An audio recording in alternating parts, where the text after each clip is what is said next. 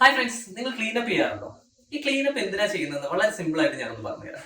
നമ്മുടെ ബോഡിയിൽ 1500 മുതൽ 2000 കലോറിയാണ് ഒരു ബോഡിയിൽ ഒരു ദിവസം മാക്സിമം യൂസ് ചെയ്യുക. നമ്മൾ ഒരു പിടി ചോറ് എന്ന് പറഞ്ഞാൽ 180 കലോറിയാണ്. നമ്മളെല്ലാവരും 3 നേരം 4 നേരം ഫുഡ് കഴിക്കുന്നതാണ്. ആവശ്യത്തിലധികം ഫാറ്റ് നമ്മുടെ ബോഡിയിൽ സ്റ്റോർ ആവുകയും ചെയ്യും. നമ്മൾ വയറ്റിൽ ഫാറ്റ് സ്റ്റോർ ചെയ്യുന്നത് നിങ്ങൾക്ക് എല്ലാവർക്കും അറിയാം. പക്ഷേ ഇതേപോലെ ഫേസിൽ സ്റ്റോർ ആവുന്ന നിങ്ങൾക്ക് എത്ര ആൾക്കറിയാം? ഈ ഫേസിൽ ഫാറ്റ് ഓവറായിട്ട് സ്റ്റോർ ചെയ്ത് കഴിഞ്ഞാൽ നമുക്ക് പിമ്പിൾസ് ആയിട്ട് സ്കിൻ ഓട്ടോമാറ്റിക്കലി പുറന്തള്ളാൻ ശ്രമിക്കും. അപ്പൊ ഈ പിമ്പിൾസിൽ നിങ്ങൾ പൊട്ടിക്കുന്ന സമയത്ത് ഒരു വൈറ്റ് കളർ കൊഴുപ്പ് വരുന്നത് കാണാം. ഇതിനെയാണ് നമ്മൾ വൈറ്റ് ഹെഡ്സ് എന്ന് പറയുന്നത്.